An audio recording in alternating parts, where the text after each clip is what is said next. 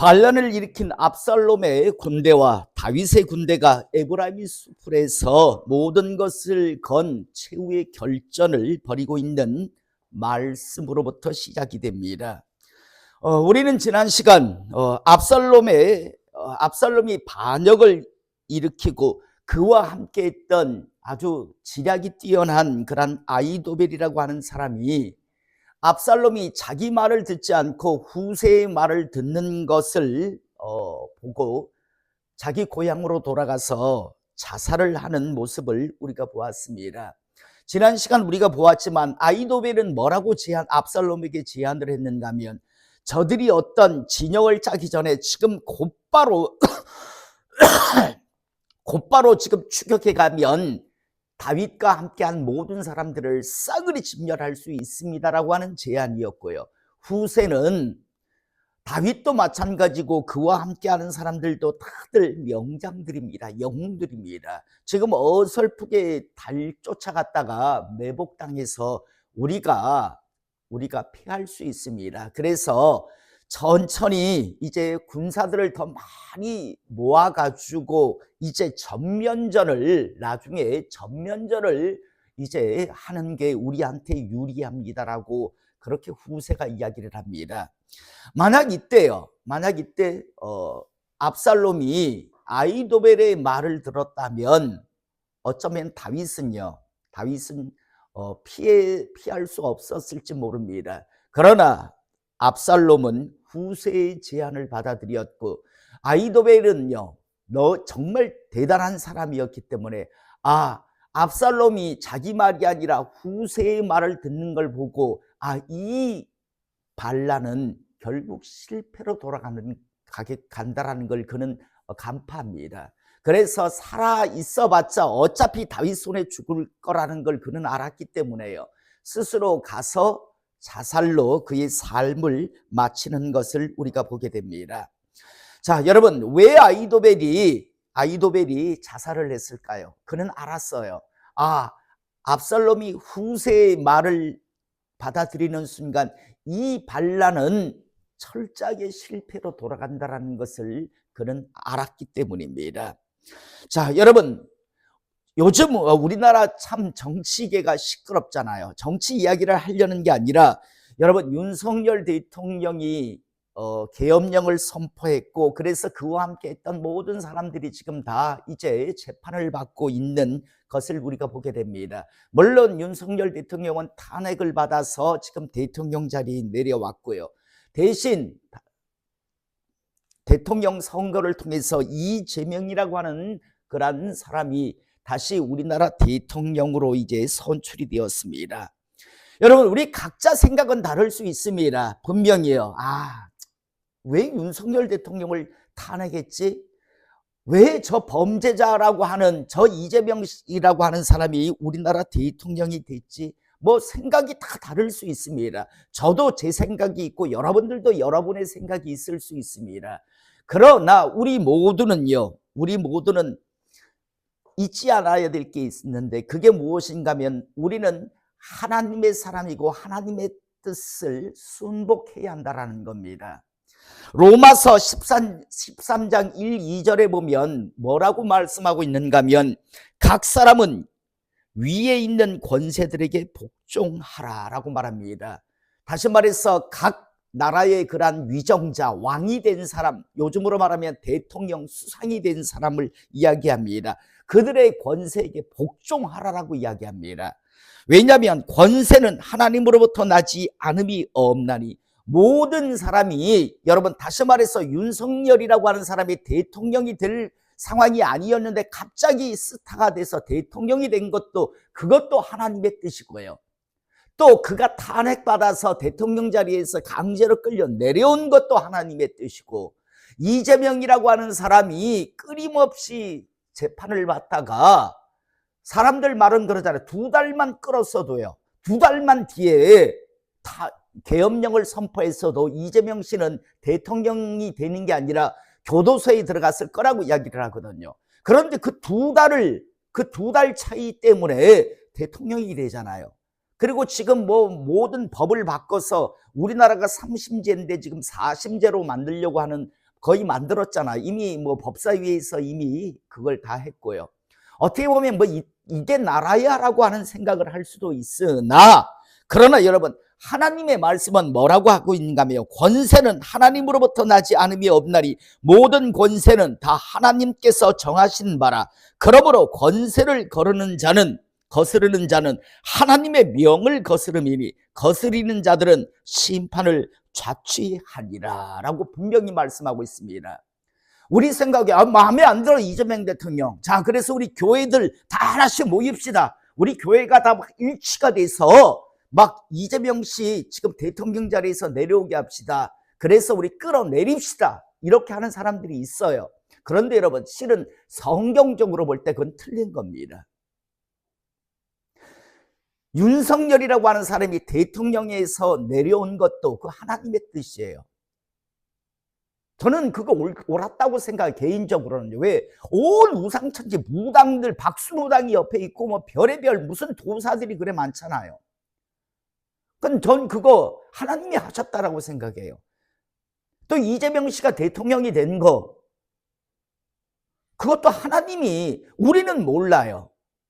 예전에 우리나라 총리로 뽑혔던, 지명받았다가 이 말 한 것 때문에 총리가 못된 사람이 있습니다. 이름은 제가 잘 기억이 안 나는데, 우리나라는 일제시대와 6.25 때문에 복음이 이렇게 빨리 자리 잡을 수 있었다라고 그렇게 주장했어요. 그거 맞는 말입니다.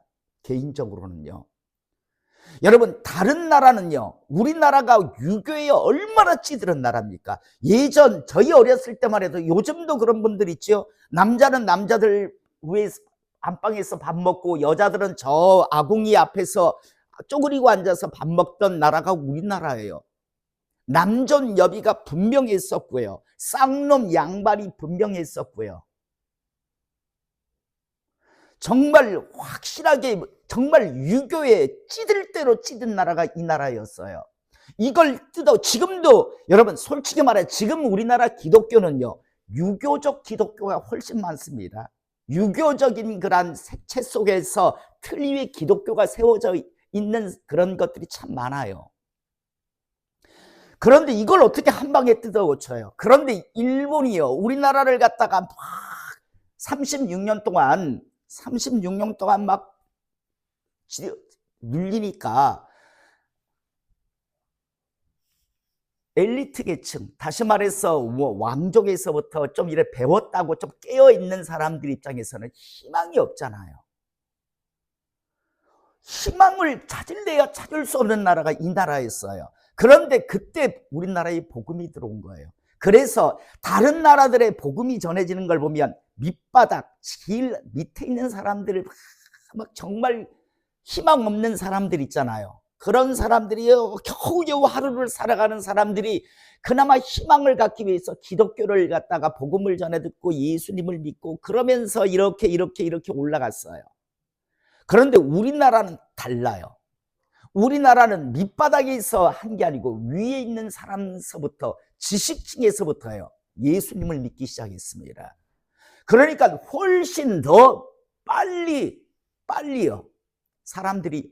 왜냐하면 유교적인 그런 색채가 있었기 때문에 자기보다 윗사람이 예수님을 복음을 받아들여가지고 그리스도인이 되니까 자기 아랫 사람들에게 이렇게 이야기를 해주니까 훨씬 더 잘 받아들이잖아요. 예를 들어 하인이 예수 믿고 주인님한테 주인님 예수 믿으십시오 라고 하면 잘 안 받아들일 거 아니에요. 그런데 주인님이 예수님을 믿으면서 자기 밑에 있는 하인이나 자기 밑에 종들에게 야, 너희도 주일날 가서 예배 드리자 라고 하면서 그렇게 하면 훨씬 더 쉽단 말이에요. 우리나라는 일제 36년이 그게 민족적으로 볼 때는 너무 힘들었는데, 그것 분명히 잘못된 거, 일본이 잘못한 거 맞는데, 그런데 복음의 진보에 있어서, 전파에 있어서는요, 굉장히 트리거 역할을 했어요. 방아쇠 역할을 해줬어요. 또 유교 같은 경우에도, 북쪽 같은 경우에는 정말 저 기질들이 막 뜨거웠잖아요. 그래서 평양이 동양의 예루살렘이라고 했거든요. 모든 신학교는 다 평양에 있었어요. 저희 총신대학교 신학대학원도 뭐 고신이니 합신이니 어쩌고 저쩌고 다 그 시작 뿌리는 평양 신학교거든요. 평양에서 정말 성령의 평양 대부흥운동을 아시나요? 1907년 평양 대부흥운동.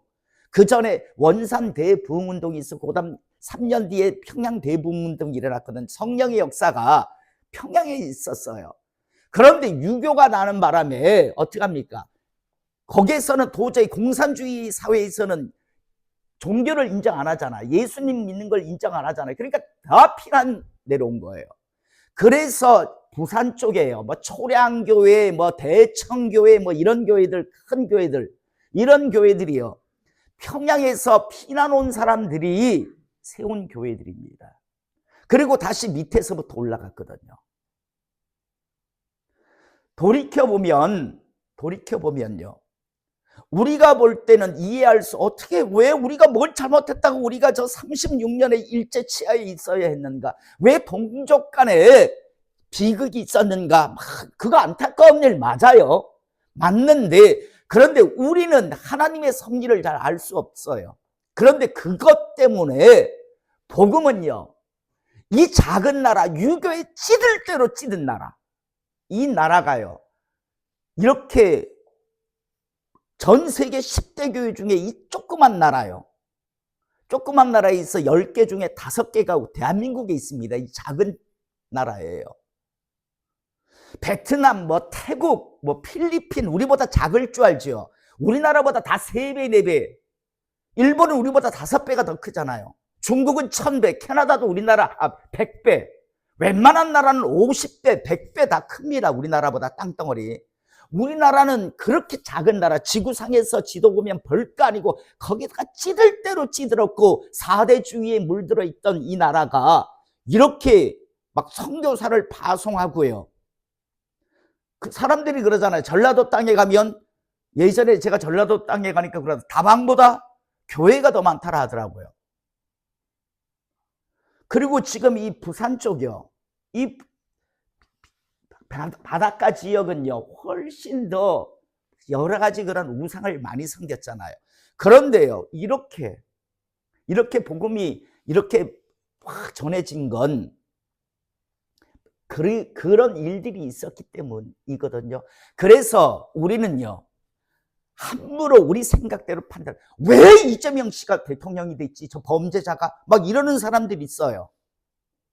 틀린 말은 아니라고 생각하죠. 여러 가지 사건 해가지고 뭐 1심, 2심에서 유죄를 받았는데 3심 되기 전에 이런 일들이 있었으니까 그런 생각이 있지만, 그렇다고요, 우리 믿는 사람들끼리 하나 돼가지고 우리 나라 뒤엎습시다, 저 사람이 대통령이 되면 안 됩니다, 끌어내립시다, 이건 성경대로 하면요 뭐라고 하냐면, 권세를 거리는 자는 하나님의 명을 거스름이니 거스리는 자들은 심판을 처치하리라 라고 말씀하고 있습니다.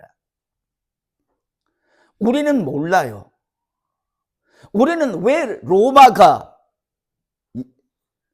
유대 땅을 정복했을까? 우리는 몰라요. 왜 바벨론이 유다를 정복했을까?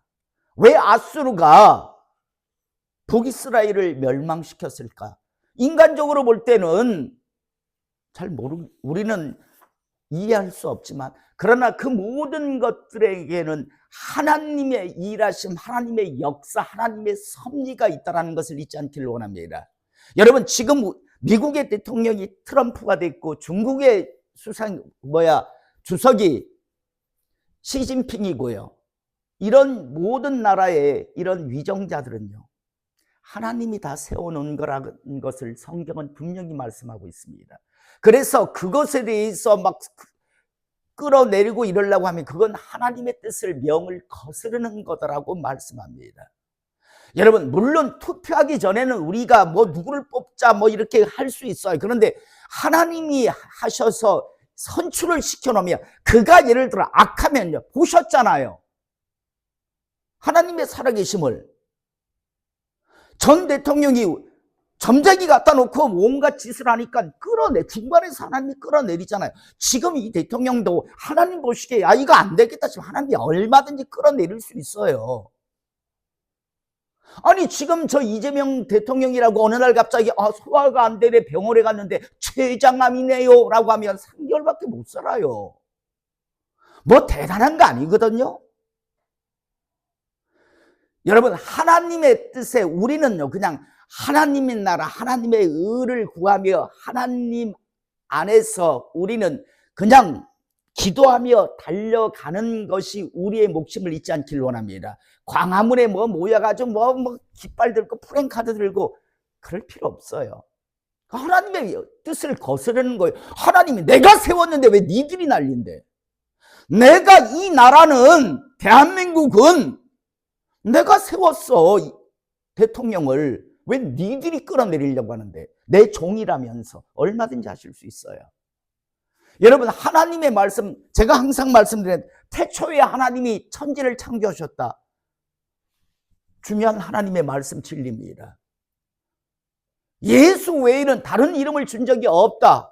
그 하나님 말씀이에요. 똑같은 고리의 말씀이에요. 마찬가지로 로마서 13장 1, 2절 각 사람은 위에 있는 권세들에게 복종하라. 권세는 하나님으로부터 나지 않음이 없나니 모든 권세는 다 하나님께서 정하시는 바라. 그러므로 권세를 거스르는 자는 하나님의 명을 거스름이니 거스리는 자들은 심판을 자취하리라. 뭘 더 할 게 있고 뺄 게 있어요. 그냥 우리는 나라와 민족을 위해 그냥 기도하며 달려가면 됩니다. 뒤엎으려고요. 무슨 어쩌고 저쩌고 할 필요 없습니다. 그냥 기도하면서 하나님의 섭리, 하나님의 역사가 하나님의 뜻이 있음을 그냥 믿고요. 그냥 기도하며 가는 것이 우리의 할 일이라고 하는 사실을 잊지 않기를 원합니다. 여러분, 모든 나라에 권세를 잡은 사람은 하나님의 간섭하심이 있다라고 성경은 분명히 말씀하고 거기에서 대적하면 그건 하나님의 뜻을 거스르는 거라고 성경은 분명히 말씀하고 있습니다.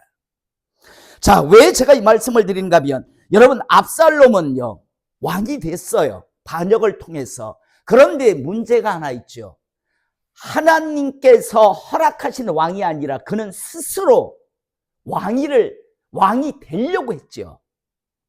그러니까 하나님이요 그대로 두시지 않거든요. 끌어내려 버리십니다. 끌어내리시는 걸 오늘 우리가 보게 됩니다. 아무리 압살롬이 치밀한 계획을 가지고 지가 반란을 일으켜 왕이 되었다.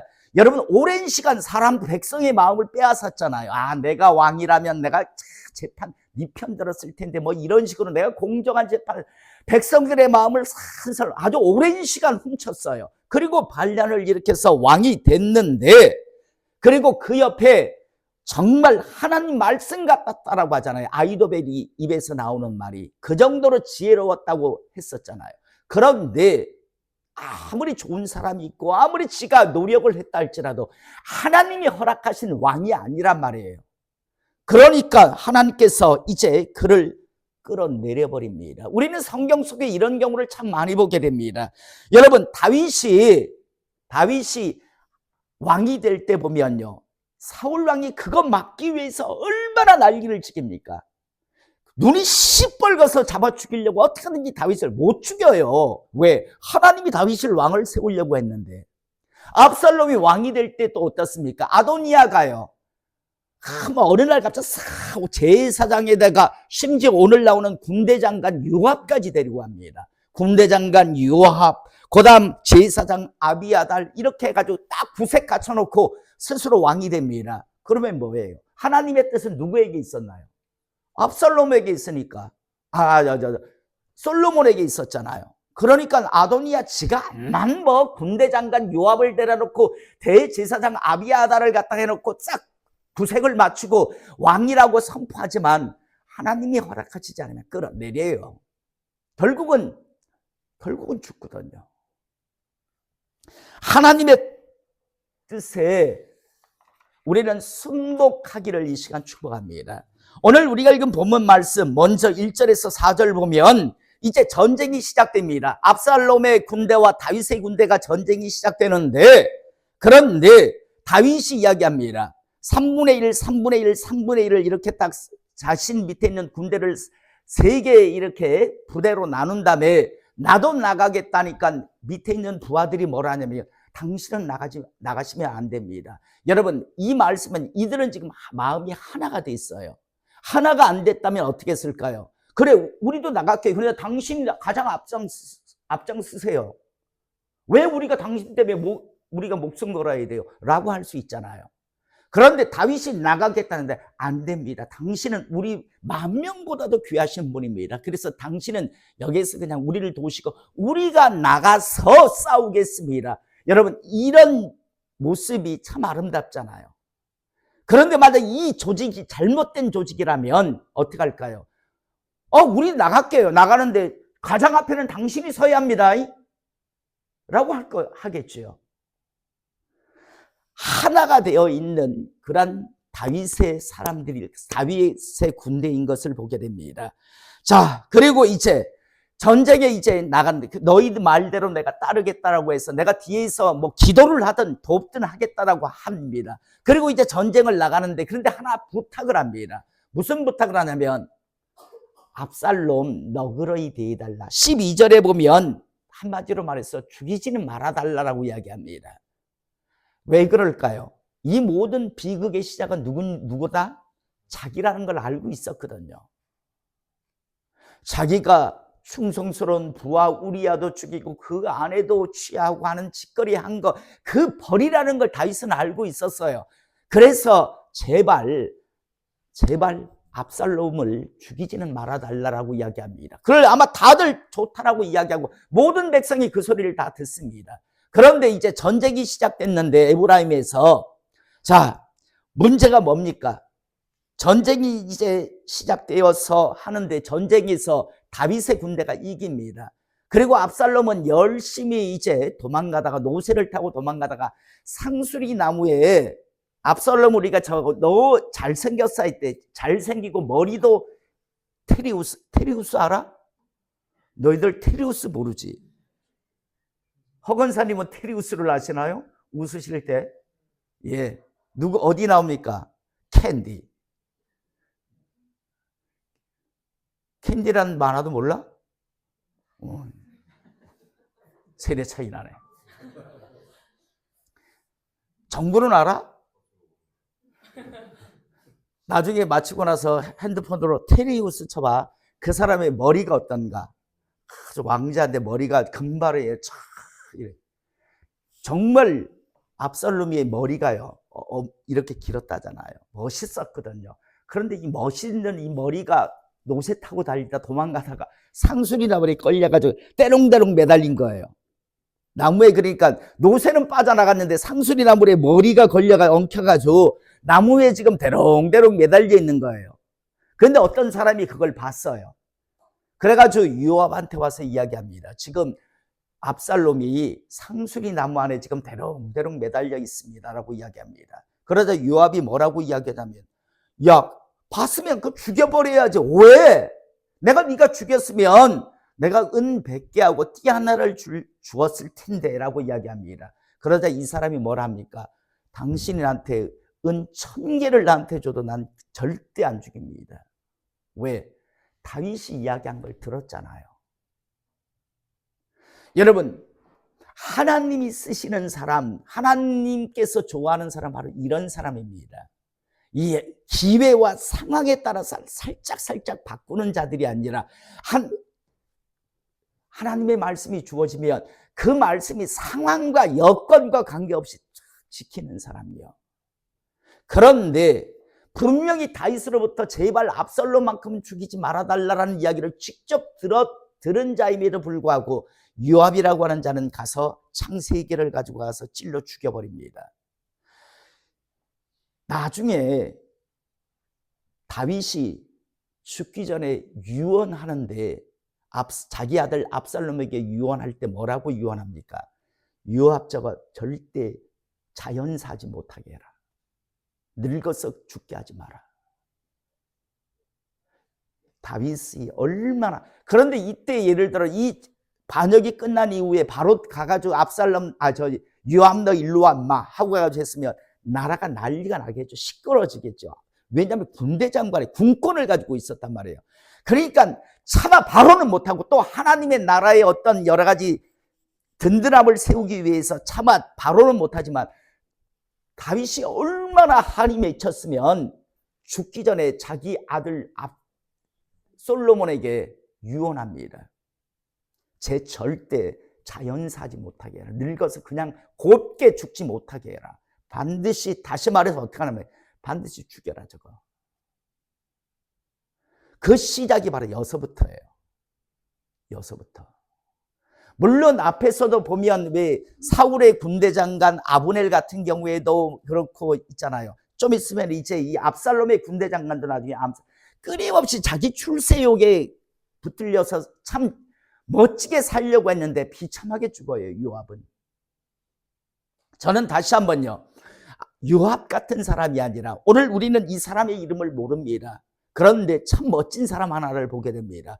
당신이 나한테 은 1000개를 줘도 나는 왕이 하지 말라고 한 거기 때문에 난 안 하겠습니다. 안 합니다. 라고 했던 바로 그 이름 모를 한 군사지만요, 참 멋진 하나님의 사람이었구나라는 것을 알게 됩니다. 저는 오늘 이 시간 우리가 이 말씀을 통해서 다시 한번 우리 모두요, 모든 위정자는 누가 세운다? 하나님이 세우신다. 우리가 그걸 갖다가 좋아하지는 않다 할지라도 우리 스스로의 끌어내린다라고 조직하고 이러는 건 하나님의 뜻을 거스르는 겁니다. 그냥 기도하시며 하나님의 어떤 뜻이 있을지 모릅니다. 저희들은 하나님의 뜻을 모르지만 우매해서 모르지만 주여 하면서 기도하는 것밖에 없습니다. 그게 우리가 할 몫이지 광화문에 모여서 내려와라 어쩌고 저쩌고 그거 하는 건 하나님 보시기에 틀린 거예요. 하나님이 하신 걸 틀렸다고 하는 것밖에 더 됩니까? 항상 로마서에 나오는 모든 그런 권세는 하나님께서 주신 것이다라고 하는 사실 잊지 않기를 원하고, 나가 하나 되어서요, 다윗이 왜 당신이 앞장서지 않고 왜 당신이 하냐고 그러지 않고 당신은 그냥 뒤에 있어서 우리가 나가서 싸우겠습니다라고 하는 이런 서로 하나 된 마음들 가진 그런 교회 되기를 원하고, 더 나아가 하나님의 말씀이 주어지면 그게 상황과 여건에 따라서 바뀌는 게 아니라 묵묵히 그 말씀 지키고 달려감을 통해서 하나님의 때를 기다리는 카리오스, 하나님의 때를 기다릴 줄 아는 하나님의 사람들과 가정과 교회 되기를 이 시간 주님의 이름으로 축복합니다.